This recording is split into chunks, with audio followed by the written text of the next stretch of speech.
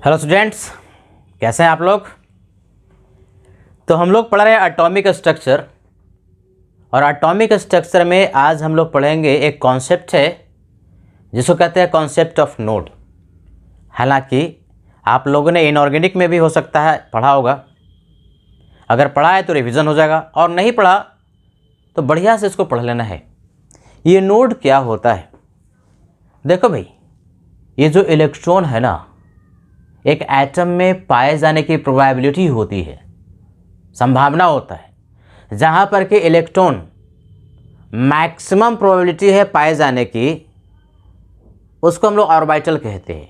Orbital basically electron का घर है, जहाँ पर कि इलेक्ट्रॉन के पाए जाने की प्रोबेबिलिटी मैक्सिमम होती है।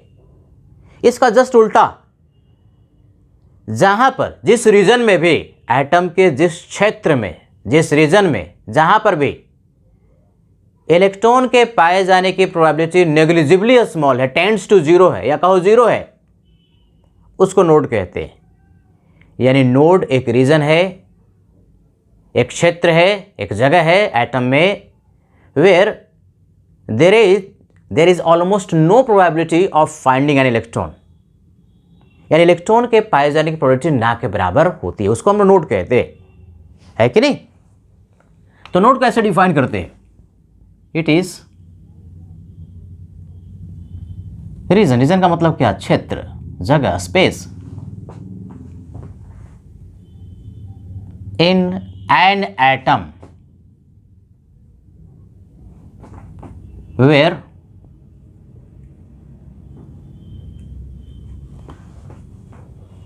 There is negligible. नेग्लिजिबल का मतलब tends to zero, almost zero, ना के बराबर प्रोबेबिलिटी, मतलब क्या, संभावना। Where there is negligible probability of finding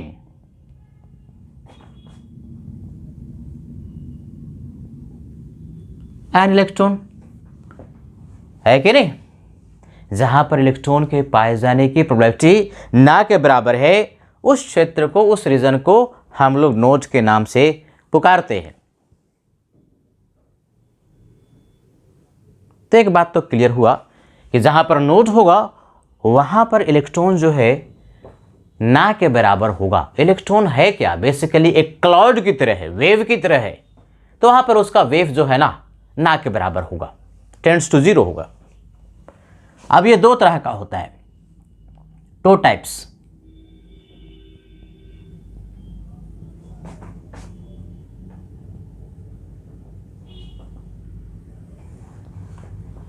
पहला को हम लोग कहते हैं radial node,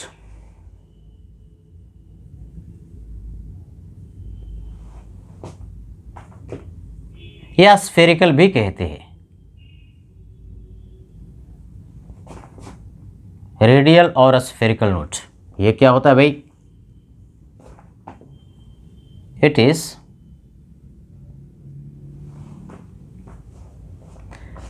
reason along radial line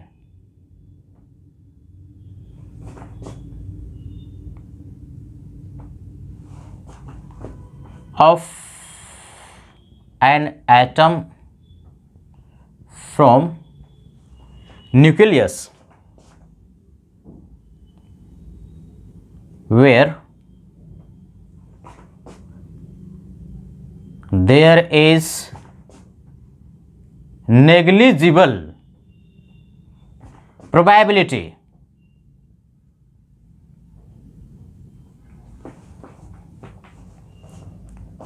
of finding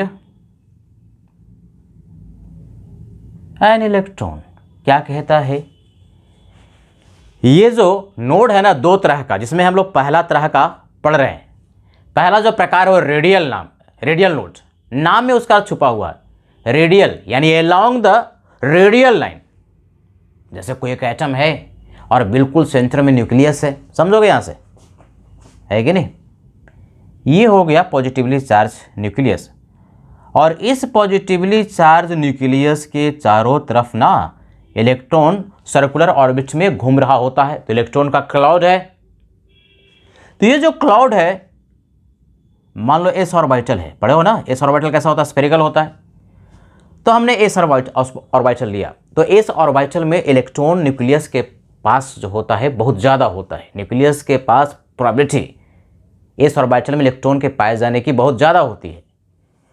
तो ये इलेक्ट्रॉन का क्लाउड देखो यहाँ पर है एस ऑर्बिटल में, और धीरे धीरे इलेक्ट्रॉन के पाए जाने का प्रोबेबिलिटी जो है वो घटते जा रहा है। एक रीजन ऐसा आया कि अचानक से इलेक्ट्रॉन के पाए जाने की प्रोबेबिलिटी नेग्लिजिबली स्मॉल हो गई, टेंड्स टू जीरो हो गया। वहां पर इलेक्ट्रॉन का क्लाउड है ही नहीं इस पूरे रीजन में, एलोंग द रेडियस। और फिर थोड़ी देर आगे बढ़े एलोंग द रेडियस, तो फिर से इलेक्ट्रॉन का क्लाउड शुरू हो गया, है कि नहीं। और फिर हो सकता है कहीं पर इलेक्ट्रॉन का क्लाउड बिल्कुल ना रहे।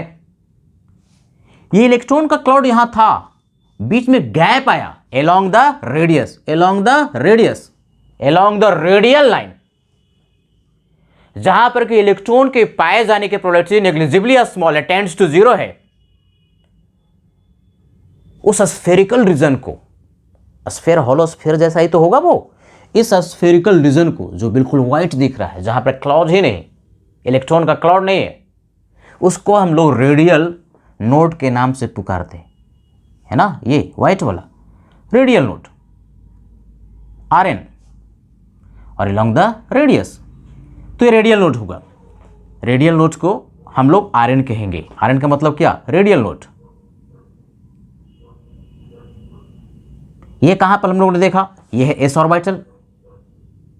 क्या शेप कहीं पर पढ़े हो, पढ़े हो भाई, इनऑर्गेनिक केमिस्ट्री में सबका शेप आप लोगों ने पढ़ा होगा। तो एस ऑर्बिटल स्फेरिकल होता है। इसी तरह से अगर पी ऑर्बिटल की बात करें, तो पी ऑर्बिटल जो होता है वो कैसा होता है, डम्बल। मान लो पी एक्स है,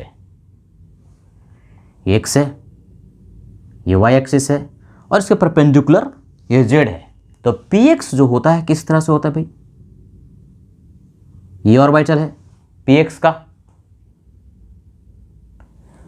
अब इलेक्ट्रॉन के पाए जाने की probability along the radial line, जहां पर ना के बराबर हो, टेंड्स टू जीरो, उसको रेडियल नोड या स्फेरिकल नोड कहते हैं। स्फेरिकल नोड क्यों, क्योंकि उस स्फेरिकल रीजन में, इस स्फेरिकल रीजन में इलेक्ट्रॉन ना के बराबर होता है। अब ये पी ऑर्बिटल में कैसा होगा, एकदम ऐसा होगा भाई, ये देख सन्नाटा, ये सन्नाटा, यानी इस स्फेरिकल रीजन में, ये जो हम बनाने जा रहे हैं,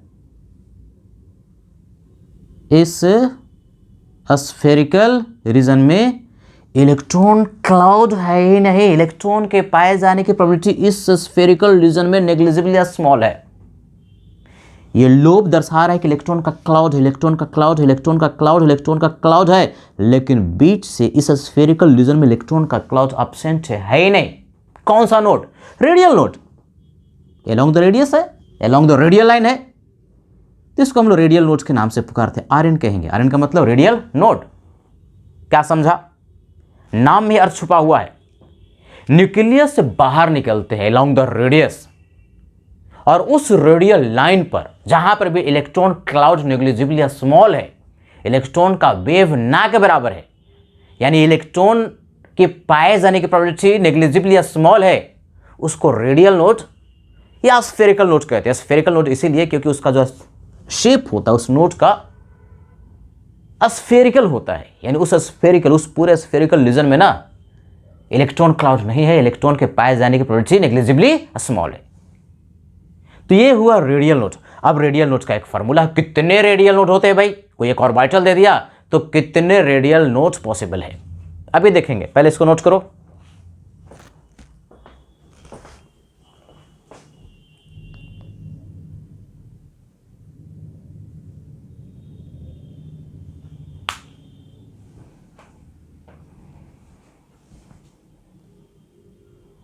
क्या समझा, इनऑर्गेनिक केमिस्ट्री में पढ़े होगे ऑर्बिटल के बारे में, जहां पर कि इलेक्ट्रॉन के पाए जाने की प्रोबेबिलिटी मैक्सिमम होती है, उसको ऑर्बिटल कहते हैं, इलेक्ट्रॉन का घर है भाई। लेकिन कुछ रीजन, कुछ स्पेस ऐसे भी होते हैं एटम में जहां पर कि इलेक्ट्रॉन के पाए जाने की प्रोबेबिलिटी नेग्लिजिबली स्मॉल होती है, ना के बराबर होती है, उसको हम लोग नोड कहते हैं। पहली बात, कोई कह दिया कि नोड अगर है तो इलेक्ट्रॉन होगा ना के बराबर होगा, नेग्लिजिबली स्मॉल होगा, टेंड्स टू जीरो, कहीं कहीं जीरो भी लिख देता है। जीरो लिखने का मतलब टेंड्स टू जीरो ही होता है, एग्जैक्टली जीरो नहीं बल्कि टेंड्स टू जीरो होता है। किसी किसी बुक में जीरो भी लिख देता है, उसका अर्थ ही होता है टेंड्स टू जीरो। अब दो तरह का इसमें पहला प्रकार पढ़ रहे हैं, रेडियल नोड। क्या भाई? तो अगर न्यूक्लियस से रेडियल लाइन की ओर हम लोग बढ़े, है कि नहीं, स्फेरिकल होता है एटम और ये न्यूक्लियस है, तो मान लो एस ऑर्बिटल स्फेरिकल होता है, तो इलेक्ट्रॉन के पाए जाने की प्रोबेबिलिटी जो है ना, हम इलेक्ट्रॉन क्लाउड से, वेव होता है तो उसके क्लाउड से दर्शा रहे हैं। ये डॉटेड लाइन बेसिकली क्लाउड हो गया। तो इलेक्ट्रॉन क्लाउड है, यहां तक है, अचानक से सन्नाटा हो गया। जहां पर इलेक्ट्रॉन क्लाउड है ही नहीं, तो जहां पर सन्नाटा हो गया, इसका मतलब इलेक्ट्रॉन क्लाउड नहीं, इलेक्ट्रॉन के पाए जाने की प्रोबेबिलिटी नेग्लिजिबली स्मॉल है ही नहीं, इलेक्ट्रॉन ना के बराबर है, तो उसको हम लोग कहते हैं radial node. along the radial line, नाम यार छुपा हुआ है। और इस स्फेरिकल रीजन में, इस पूरे स्फेरिकल रीजन में ना, इलेक्ट्रॉन के पाए जाने की प्रोबेबिलिटी नेग्लिजिबली स्मॉल होगा, इसलिए इसको हम लोग स्फेरिकल नोड भी कहते हैं। अब इसका एक फार्मूला है कि अगर कोई एक ऑर्बिटल दे दिया तो कितने स्फेरिकल नोड, कितने रेडियल नोड होते हैं।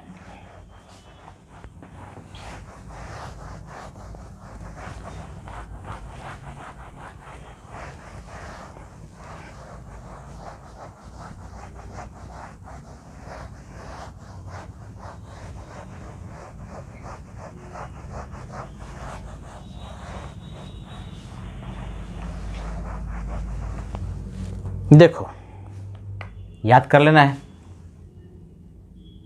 Number of radial node, R N का मतलब क्या, radial node, it is equal to n minus L minus 1, जहां पर कि n क्या है, प्रिंसिपल क्वांटम नंबर, पढ़ चुके इनऑर्गेनिक में, this is principal quantum number. L क्या है, एजीमुथल क्वांटम नंबर या एंगुलर क्वांटम नंबर भी कहते हैं, एसपीडीएफ क्वांटम नंबर। तो n minus L minus 1, this formula is very very important. क्या करना है, इसको याद कर लेना है। इसी फार्मूला से क्वेश्चन पूछता है, n माइनस एल माइनस 1। जैसे यहां पर मैं लिख रहा हूं ऑर्बिटल, और यहां पर लिखेंगे नंबर ऑफ रेडियल नोड्स, जिसका कि फॉर्मूला एकदम बिल्कुल याद करना है, n माइनस एल माइनस 1। बहुत आसान होता है। सबसे करीब का जो ऑर्बिटल है न्यूक्लियस के सबसे करीब का, वो कौन है, 1s। ये 1 क्या हुआ, प्रिंसिपल क्वांटम नंबर। ये s क्या है, एजीमुथल क्वांटम नंबर। इसमें s के लिए l का वैल्यू, न्यूमेरिकल वैल्यू कितना, 0। तो n 1 हो गया, रेडियल नोड की संख्या, n minus L minus 1 that is equal to 0। यानी 1s ऑर्बिटल में कोई रेडियल नोड नहीं है। देखो जरा ध्यान सुनो, इस सेंटेंस को हम बहुत बार बोलेंगे। इलेक्ट्रॉन के पाए जाने की प्रोबेबिलिटी यदि न्यूक्लियस के पास नेग्लिजिबली स्मॉल, एकदम न्यूक्लियस से सटे हुए, तो उसको नोड नहीं कहते।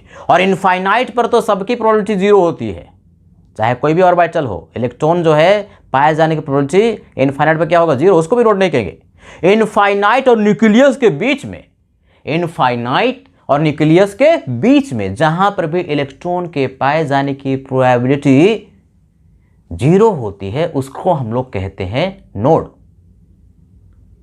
तो रेडियल नोड 1s में नहीं है, 0। इसका अर्थ क्या, यानी इनफाइनाइट और न्यूक्लियस के बीच में कहीं पर भी एक ऐसा रीजन नहीं है जहां पर कि इलेक्ट्रॉन क्लाउड निग्लिजिबली स्मॉल है, इलेक्ट्रॉन के पाए जाने की प्रोबेबिलिटी टेंड्स टू 0 है।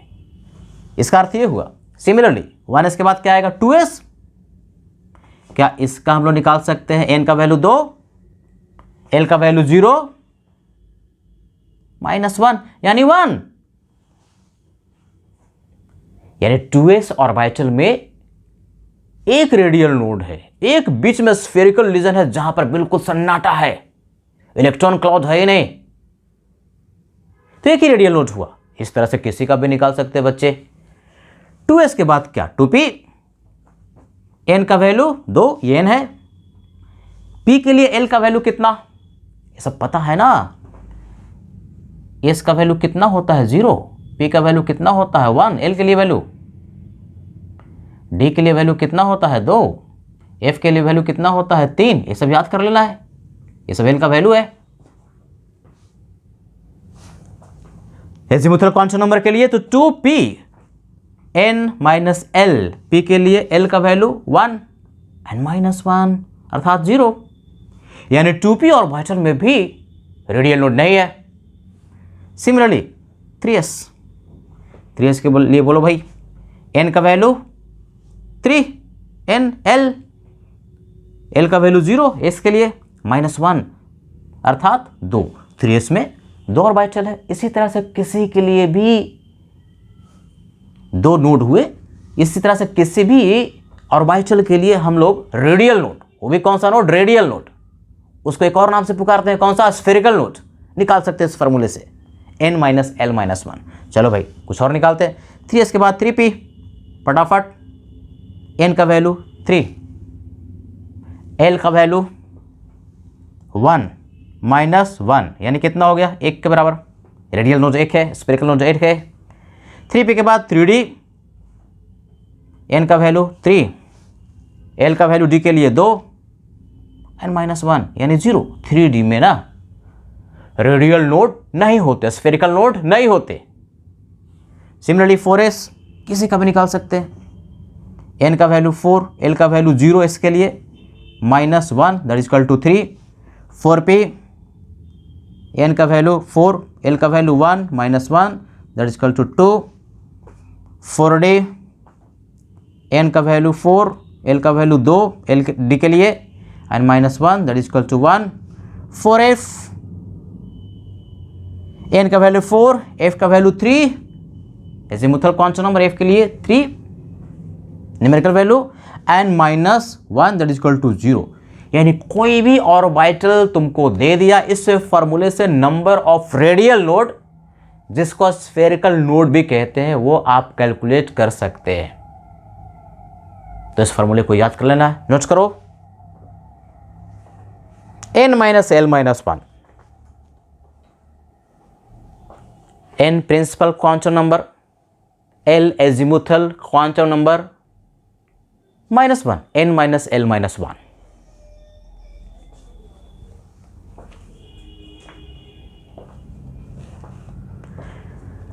है कि नहीं? नोट क्या हुआ भाई, एटम में वह जगह जहां पर इलेक्ट्रॉन के पाए जाने की probability negligibly small, that is called node. 2 तरह का, जिसमें कि पहला पढ़ रहे रेडियल नोड, जिसको स्फेरिकल नोड भी कहते हैं। रेडियल नोड जैसा कि नाम में ही अर्थ छुपा हुआ है, along the radial line, nucleus से अलोंग द रेडियस चले, और जहां पर इलेक्ट्रॉन क्लाउड है ही नहीं, बिल्कुल सन्नाटे में चले गए, तो उस सन्नाटे में जहां पर इलेक्ट्रॉन क्लाउड नहीं था, अर्थात इलेक्ट्रॉन नहीं था, उसको हम लोग कहते हैं कि वो रेडियल नोड या स्फेरिकल नोड है। उसके लिए एक फार्मूला है n minus l minus 1, n principal quantum number, l azimuthal quantum number -1। कोई भी ऑर्बिटल इस तरह से दे देगा, इस फार्मूले को इस्तेमाल करके हम लोग number of radial node calculate कर सकते हैं। तो ये हुआ रेडियल नोड। चलो भाई, अब हम लोग पढ़ते हैं एक और तरह का होता है जिसको एंगुलर नोड कहते हैं या प्लेनर नोड कहते हैं।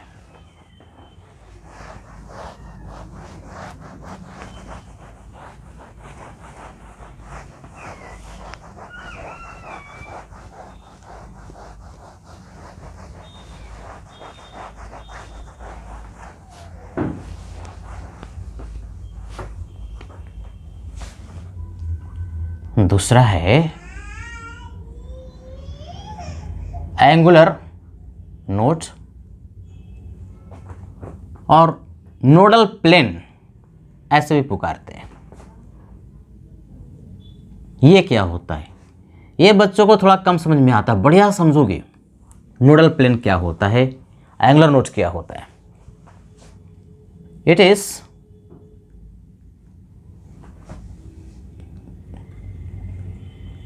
Two dimensional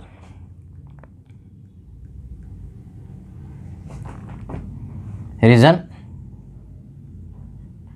where in an atom, कहां पर, किसकी बात कर रहे हैं, एटम में।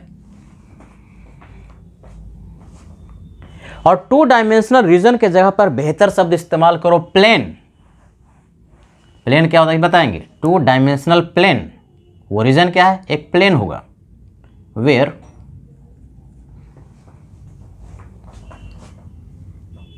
There is negligible probability of finding an electron, किसमें, in an atom। यानी ऐसा टू डायमेंशनल प्लेन, 3D नहीं है, 2D है, जहां पर कि इलेक्ट्रॉन के पाए जाने की प्रोबेबिलिटी नेग्लिजिबली स्मॉल है। कहीं कहीं पर लिख देगा कि नो प्रोबेबिलिटी, तो नो प्रोबेबिलिटी का अर्थ होता है नेग्लिजिबल प्रोबेबिलिटी। अब देखो एग्जैक्टली जीरो नहीं होता, टेंड्स टू जीरो होता है। तो वो two dimensional plane, two dimensional का मतलब क्या, टू डायमेंशनल समझते हो ना। टू डायमेंशनल का मतलब ये हुआ कि जिसमें लेंथ है और ब्रेड्थ है। तो ऐसा कोई टू डायमेंशनल क्या हो सकता है, टू डायमेंशनल सर्कल हो सकता है, स्क्वायर हो सकता है, रेक्टेंगल हो सकता है, ये सब टू डायमेंशनल स्पेस है। जहां पर कि इलेक्ट्रॉन के पाए जाने की प्रोबेबिलिटी नेग्लिजिबली स्मॉल होती है, उसको हम लोग कहते हैं एंगुलर नोड या नोडल प्लेन। जैसे देखो भाई, ये हो गया y एक्सिस, ये हो गया x एक्सिस, और इसके परपेंडिकुलर क्या, z एक्सिस। तो मान लो x और y दो एक्सिस जो प्लेन बना, कौन प्लेन होगा, यही प्लेन हो गया। और क्या, बोर्ड का जो प्लेन है ये x हो गया, ये y हो गया, ये बोर्ड का जो प्लेन है एक प्लेन कहलाया। तो इस प्लेन में इलेक्ट्रॉन के पाए जाने की प्रोबेबिलिटी नेग्लिजिबली स्मॉल है, तो यही नोडल प्लेन हो गया, एंगुलर नोड हो गया, है कि नहीं। तो angular node two dimensional plane है जहां पर कि इलेक्ट्रॉन के पाए जाने की प्रोबेबिलिटी नेग्लिजिबली स्मॉल होती है, दिखेगा अभी सब। तो इसके लिए ना एक फार्मूला है, नंबर जो होता है एंगुलर नोड का, एंगुलर नोड के लिए हम an लिखेंगे। an का मतलब क्या, एंगुलर नोड, ये एजीमुथल क्वांटम नंबर के बराबर होता है, एल के बराबर होता है, एल के बराबर। यानी कि अगर हमारे पास ऑर्बिटल एजीमुथल क्वांटम नंबर दिया हुआ है S P D F, generally चार ही हम लोग पढ़ते हैं एस पी डी एफ। तो एस के लिए एल का वैल्यू कितना, 0, इसके लिए एल का वैल्यू कितना, 1, इसके लिए एल का वैल्यू डी के लिए कितना, 2, और एफ के लिए एल का वैल्यू 3। तो जो नंबर ऑफ एंगुलर नोड हम लोगों ने पढ़ा कि टू डायमेंशनल जो प्लेन होगा। अब इसमें कुछ एक्सेप्शन है कि हर एक जगह प्लेन ही होगा, ऐसा कोई जरूरी नहीं है। इन जनरल प्लेन होता है, आगे जाकर के देखेंगे कि डी जेड स्क्वायर वाला में प्लेन नहीं, बल्कि एंगुलर नोड तो होता है, लेकिन वो कोन के फॉर्म में होता है, प्लेन नहीं होता। तो कुछ एक्सेप्शन है, लेकिन नॉर्मली वो एक प्लेन होगा, जनरली प्लेन होगा, कुछ एक्सेप्शन के साथ। तो इसीलिए हम नोडल प्लेन नहीं लिख रहे, बल्कि एंगुलर नोड लिख रहे हैं। क्या लिख रहे हैं, एंगुलर नोड। और वो एंगुलर नोड जनरली, साधारणतः नोडल प्लेन होगा, प्लेन के फॉर्म में होगा साधारणतः। जनरली हम कह दिए, हमेशा नहीं। तो नंबर ऑफ एंगुलर नोड का फार्मूला एल के बराबर। अब फटाफट भाई, यानी एस में, एस ऑर्बिटल में कोई भी एंगुलर नोड नहीं होगा, कोई भी 2 डायमेंशनल प्लेन नहीं होगा जहां पर कि इलेक्ट्रॉन के पाए जाने की जो प्रोबेबिलिटी है वो नेग्लिजिबली स्मॉल होगी, यानी एंगुलर नोड 0। सिमिलरली पी के लिए एल के बराबर 1 के बराबर, ये तो बड़ा आसान होता है। डी के लिए 2 एंगुलर नोड होंगे और एफ के लिए एंगुलर नोड की संख्या 3 होगी। नोट करो।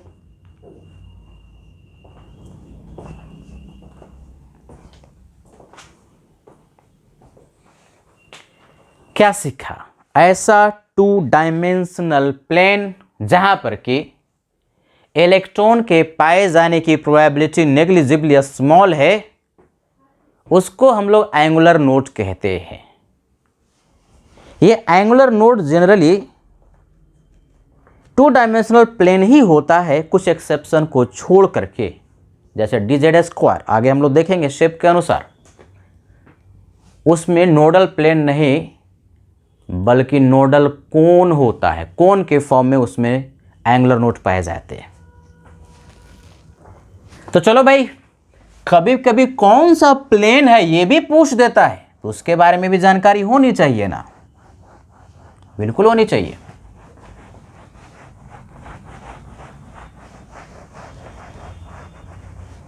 और प्लेन वो दिखना भी चाहिए। तो एस ऑर्बिटल के लिए तुम लोग तो देख ही लिया, कोई भी नोडल प्लेन नहीं होगा, 2 डायमेंशनल आप कोई भी रीजन नहीं ढूंढ पाओगे जहां पर कि इलेक्ट्रॉन के पाए जाने की प्रोबेबिलिटी जो है वो टेंड्स टू 0 है। तो किस में हो सकता है? पी वाला में अभी देखें कि एक नोडल कौन होगा, सॉरी एक नोडल प्लेन होगा या एंगुलर नोड होगा। तो यहां पर मैं लिख रहा हूं ऑर्बिटल,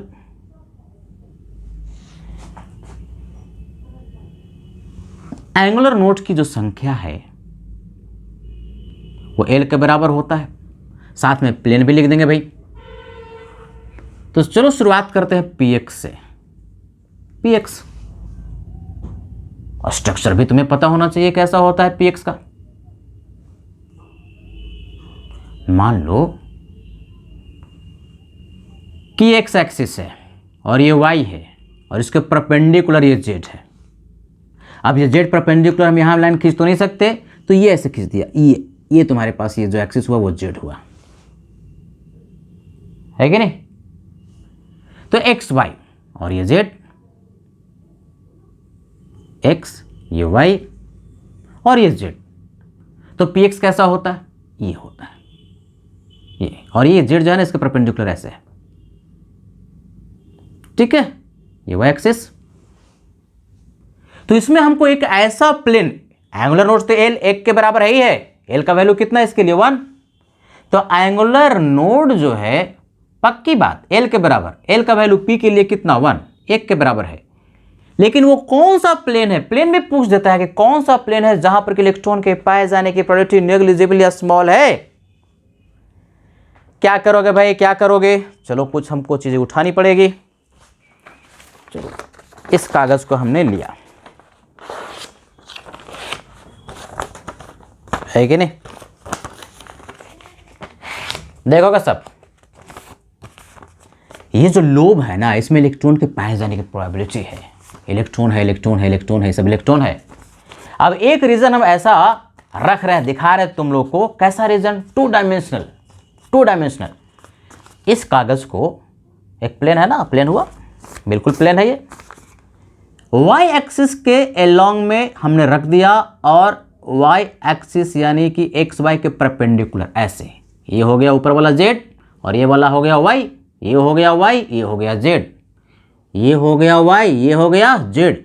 तो वाई में क्या लोब दिख रहा है? ये वाला लोब जो है इस वाई एक्सिस के अराउंड में है? नहीं है, यहां शुरुआत हुआ वाई से थोड़ा सा, इससे 0 पॉइंट थोड़ा सा हट करके, यानी पूरे वाई एक्सिस और ये जो जेड एक्सिस है इससे जो प्लेन बना Y Z, Y Z, Y Z, ये जेड कहाँ है? इसके परपेंडिकुलर। तो इस वाई जेड प्लेन में इलेक्ट्रॉन नेग्लिजिबली स्मॉल है। तो नोडल प्लेन क्या हुआ, है ना? नोडल प्लेन क्या हो गया भाई, वाई जेड, ऐसे पूछ देता है। देखो हो गया P x, similarly P x हो गया पी वाई। बाकी तो सब सिमेट्रिकल है, तुम इंटेलिजेंट स्टूडेंट हो, एक अगर पता चल गया तो बाकी सब सिमेट्रिकल होता है। देखो इसका डायग्राम हम बनाते हैं, शेप बनाते हैं। ये क्या है, वाई है। अब हम क्या करते हैं, इसको वाई कह दिया, इसको, तीनों ही म्यूचुअली परपेंडिकुलर एक्सिस होता है। किसी को भी एक्स कह सकते हो, किसी को वाई, किसी को भी जेड कह सकते हो। तो ये वाई हो गया, एक्स हो गया, और इसके परपेंडिकुलर क्या हो गया, जेड हो गया। ये जेड इस प्लेन में नहीं बल्कि इसे क्या है, परपेंडिकुलर है, और वाई एक्सिस के अलोंग, है कि नहीं। सर आप तो यहाँ पर वाई ले लिए, ऐसा ऊपर में क्यों, ले सकता है, कोई दिक्कत नहीं है। एक्स ले लिया, ये वाई ले लिया, तो अलोंग द वाई एक्सिस होता है इसका लोब, ये है कि नहीं। तो एंगुलर नोड्स की संख्या एल के बराबर, ये तो एक ही के बराबर हुआ, लेकिन पूछ देगा कि नोडल प्लेन कौन है। अब बच्चा लोग बड़ा आराम से देख पा रहा है, नोडल प्लेन। तो नोडल प्लेन के लिए ये कौन सा एक्सिस है, एक्स, और इसका परपेंडिकुलर क्या, जेड, क्योंकि वाई वाला में तो इलेक्ट्रॉन है ना। एक्स में भी देखो, ये एक्स में, एक्स का रीजन है, ये रीजन का एक्स का, ये रीजन एक्स का है ना, और नीचे ये वाई का भी, यानी ये एक्स और वाई से पॉइंट डिफाइन हो जाएगा। लेकिन अगर हम इसकी बात करें, ये एक्स, इस पूरे में कहीं पर भी लोब नहीं दिख रहा, इलेक्ट्रॉन क्लाउड नहीं दिख रहा, और इसके परपेंडिकुलर नहीं दिख रहा, यानी कौन सा हो गया, एक्स जेड। तो एक्स जेड प्लेन हुआ जिसमें कि इलेक्ट्रॉन के पाए जाने की प्रोबेबिलिटी नेग्लिजिबली स्मॉल है। कितना आसानी से हम लोग देख पा रहे हैं। चलो सिमेट्रिकली, और क्या होता है, पीजेड होता है बच्चे। पीजेड के लिए कैसे बना दें, अब इसके ऊपर तो हम ऐसे बना नहीं सकते ना, तो क्या करते हैं कि इसी को जेड कह दिया, इसको एक्स कह दिया, और इसके परपेंडिकुलर वाई हो गया। तीनों ही म्यूचुअली परपेंडिकुलर बिल्कुल सिमेट्रिकल होता है, एक्स वाई और जेड। ये हो गया वाई, और अलोंग द जेड एक्सिस ऐसे बना दो लोब को, ये पीजेड हो गया। अब इसमें हमको एंगुलर नोड की संख्या तो तुमको एल के बराबर मिल गया, एक ही होगा पी के लिए, कोई भी पी हो, एक्स हो, वाई हो, जेड हो। लेकिन प्लेन बड़ा सिंपल, इस लाइन में कोई भी लोब नहीं नजर आ रहा, कोई भी पत्ता नजर नहीं आ रहा, कोई भी क्लाउड नहीं है, और इसके परपेंडिकुलर क्या है, वाई है। तो ये एक्स एक्सिस और इसके परपेंडिकुलर वाई। तो नोडल प्लेन कौन हो गया, जहां पर कि इलेक्ट्रॉन के पाए जाने की प्रोबेबिलिटी उस प्लेन में नेग्लिजिबली स्मॉल है। ये भी पूछता है कौन सा प्लेन हुआ, एक्स वाई, है ना। इंटरेस्टिंग, नोट करो।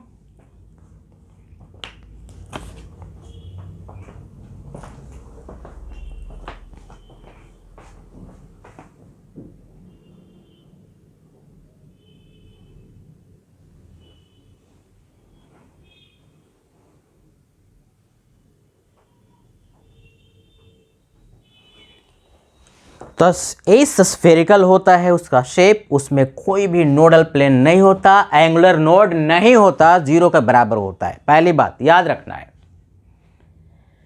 पी जो ऑर्बिटल है उसमें एंगुलर नोड्स की संख्या 1 के बराबर, एंगुलर नोड की संख्या एल के बराबर होती है, और पी के लिए एल का वैल्यू 1 है। P X, P Y, P Z तीनों में एक एक एंगुलर नोड होगा। नोडल प्लेन जहां पर इलेक्ट्रॉन 2 डायमेंशनल प्लेन, 2 एक्सिस से बनेगा, तो वह 2 डायमेंशनल प्लेन जहां पर इलेक्ट्रॉन के पाए जाने की प्रोबेबिलिटी नेग्लिजिबली स्मॉल है, उसको हम लोग नोडल प्लेन कहते हैं। तो दिख रहा है, इस केस में वाई जेड है, इस केस में एक्स जेड है, और इस केस में एक्स वाई है, एक ही प्लेन होगा। चलो भाई, अब ऑर्बिटल आगे की बात करते हैं। एस हो गया, पी हो गया, अब डी की बात करते हैं। एस पी डी तीन ही पढ़ना है।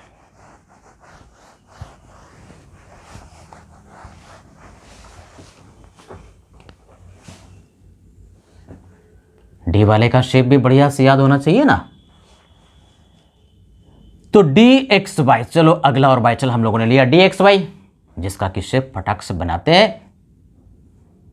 ये हो गया एक्स, ये हो गया वाई, और इसके परपेंडिकुलर हो गया जेड, है कि नहीं। अब जेड हम दिखा नहीं रहे, बस तुम्हें याद रखना चाहिए इसके परपेंडिकुलर जेड है। इसका किस तरह से होता है, ये होता है, लोब जो है इसके 45 डिग्री पर होता है, dxy। अब इस dxy में एंगुलर नोड की जो संख्या है वो l के बराबर है, यानी d के लिए 2 के बराबर। पक्की बात।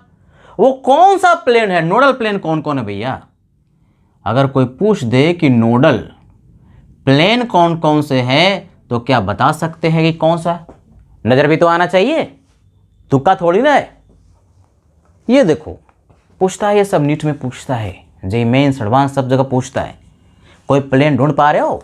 ये देखो भाई, ये ऐसे हम अगर इस कागज को रख दे जो कि 2 डायमेंशनल कागज है, वाई एक्सिस में ये और इसके परपेंडिकुलर जेड है, इसके परपेंडिकुलर ये जो एक्सिस है जो कि हम नहीं दिखाए यहाँ पर, वो कौन सा है? जेड है। तो वाई और जेड में सन्नाटा है, ये पत्ती है ही नहीं, और एक्स और जेड में भी सन्नाटा है, ये एक्स लाइन के लॉन्ग और ये परपेंडिकुलर का क्या? जेड। यानी एक्स जेड प्लेन में सन्नाटा और वाई जेड प्लेन में सन्नाटा, यानी कि इलेक्ट्रॉन के पाए जाने की प्रोबेबिलिटी नेग्लिजिबली स्मॉल है। तो नोडल प्लेन क्या हो गया? एक हो गया वाई जेड और एक हो गया एक्स जेड, है ना इंटरेस्टिंग? चलो अगला ढूंढते हैं। Similarly D X Y D Y Z, ये क्या होता है भाई? ऐसा स्ट्रक्चर बनाना हो ना, शेप बनाना हो तो क्या करो कि दोनों को इसी प्लेन पे ही बना लो। एक एक्सिस को एक्स कह दिया, वाई का अगर वाई है तो वाई कह दिया, और दूसरे वाले को ये जेड कह दिया, तो इसके परपेंडिकुलर एक्स हो गया, ये एक्स हो गया, इसके परपेंडिकुलर एक्स। सब सिमेट्रिकल है, बार बार कह रहे एकदम बिल्कुल इसी के जैसा शेप। ये लोब है, ये लोब का मतलब क्या? इलेक्ट्रॉन का क्लाउड है, इस तरह से शेप होता है, डबल डम्बेल। अब इसमें भी एंगुलर नोड की संख्या कितनी है भाई? 2 ही। नोडल प्लेन, ये सब इनऑर्गेनिक में ज्यादातर आप लोग पढ़ते हैं। नोडल प्लेन जो है वो कौन कौन है? तो नोडल प्लेन यहां से भी दिख रहा है बच्चे, ये देख जेड, ऊपर वाला क्या एक्स, ये क्या वाई, ऊपर वाला क्या एक्स, यानी कि जेड एक्स और क्या एक्स वाई या एक्स वाई एक्स, एक ही बात है।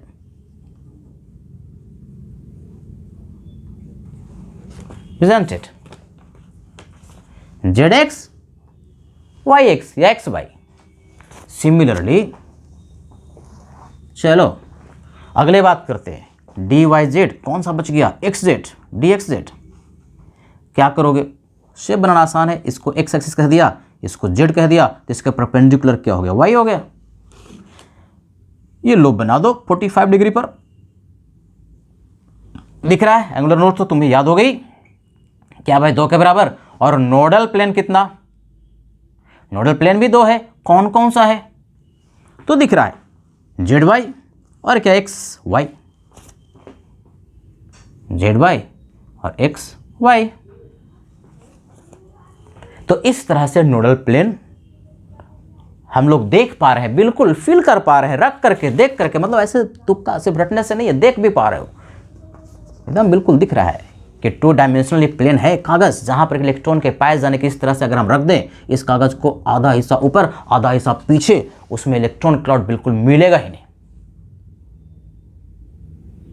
तो डी का 3 ऑर्बिटल हुआ, 2 और बचा हुआ है, इसको नोट करो। बाकी 2 को भी देखते हैं।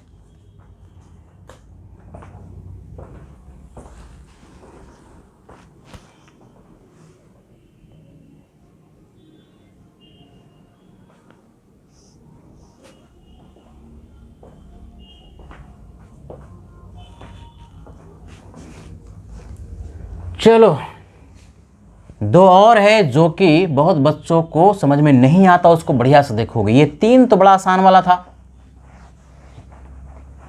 2 और है जिसमें कि नोडल प्लेन ढूंढना थोड़ा डिफिकल्ट होता है। एक में तो नोडल प्लेन होता ही नहीं, dz स्क्वायर वाला में, और dx square minus Y square वाला में होता है। कहां पर होता है जरा वो देखेंगे। पूछता है सब ऑब्जेक्टिव में, 4 ऑप्शन दे देगा, उसमें से करेक्ट ऑप्शन आपको ढूंढना होगा। अगला D X square minus Y square, shape सबको याद है इसका? ये एक्स एक्सिस, ये क्या वाई एक्सिस, और इसके परपेंडिकुलर जेड एक्सिस। इसका शेप जो होता है ना, एकदम एक्सिस के अलोंग में होता है एक्स और वाई। अब इसमें कौन सा प्लेन है जहां पर के इलेक्ट्रॉन के पाए एंगुलर नोड, तो पक्की बात एल के बराबर यानी 2 के बराबर हो गया। क्या यहां पर भी नोडल प्लेन्स हैं?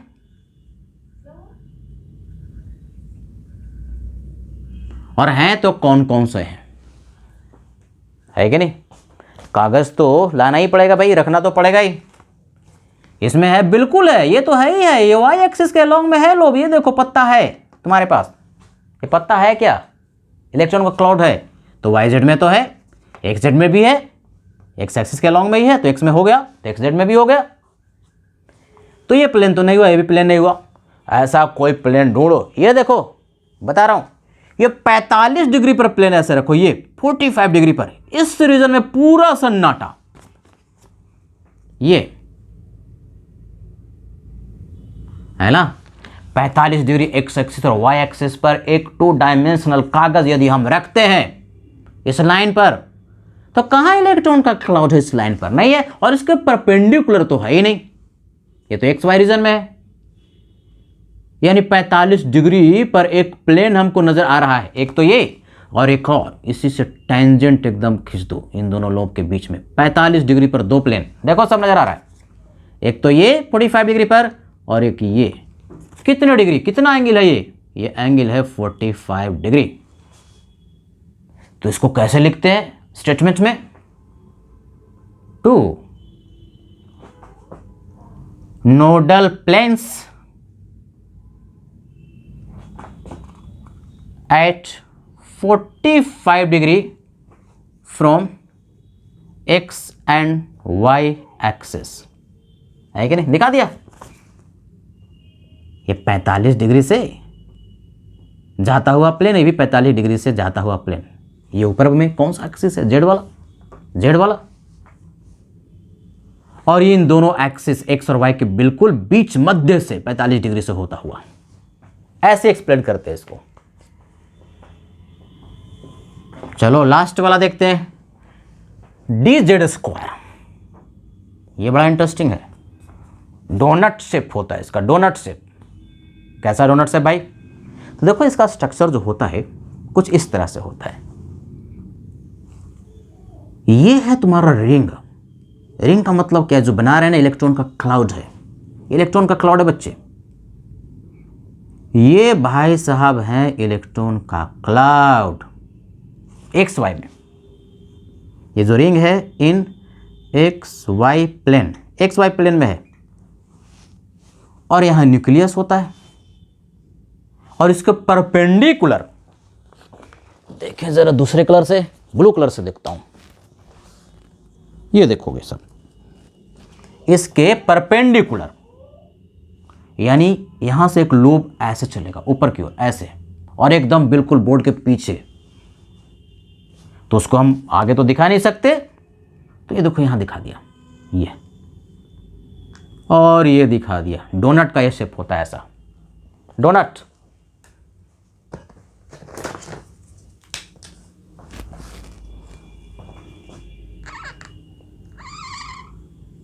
है ना, ये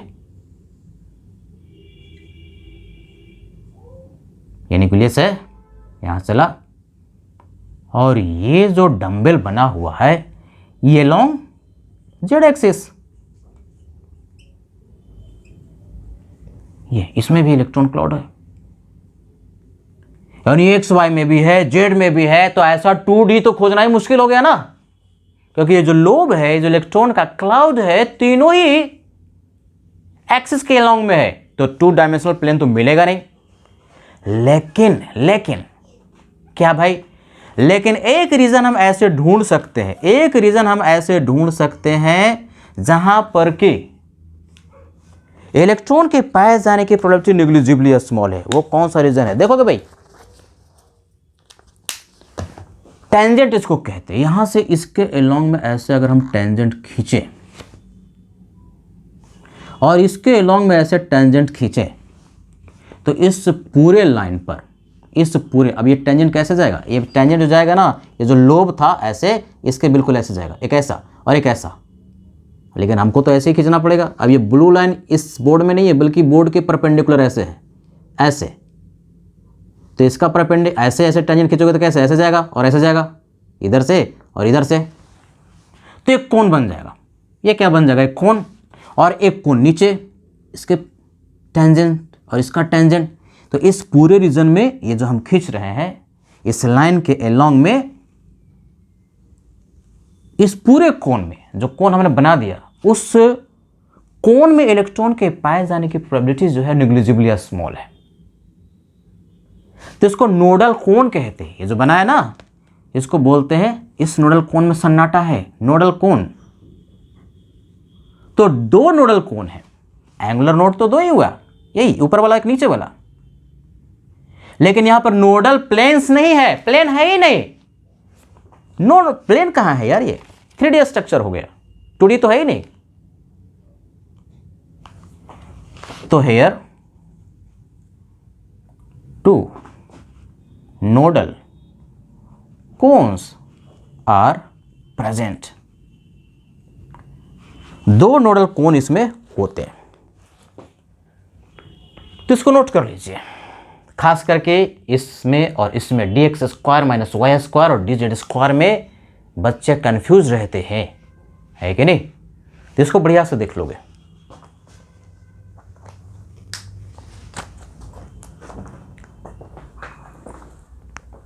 तो क्या सीखा आज हम लोगों ने? नोड के बारे में सीखा। नोड क्या होता है? एक ऐसा जगह है एटम में जहां पर कि इलेक्ट्रॉन के पाए जाने की प्रोबेबिलिटी जो है ना नेग्लिजिबली स्मॉल होता है, टेंड्स टू जीरो होता है, उसको नोड कहते हैं। जहां सन्नाटा होता है, एकदम सन्नाटा पसरा है भाई, उसको नोड कहते हैं। दो तरह का होता है, एक को रेडियल नोड और दूसरे को एंगुलर नोड कहते हैं। रेडियल नोड को हम लोग स्फेरिकल नोड भी कहते हैं। बॉल वगैरह यहां पर कहीं पड़ा हुआ है, एक छोटा सा बॉल हमको यहां पर दिख रहा है। चलो इस बॉल को हमने लिया, यही बॉल है ना? तो बिल्कुल सेंटर में एटम मान लो, बिल्कुल सेंटर में क्या है? न्यूक्लियस है। तो इस बॉल में एक ऐसा रीजन होगा जहां पर इलेक्ट्रॉन के पाए जाने की प्रोबेबिलिटी नेग्लिजिबली स्मॉल होगी, वो नोड होगा। अब रेडियल नोड क्या?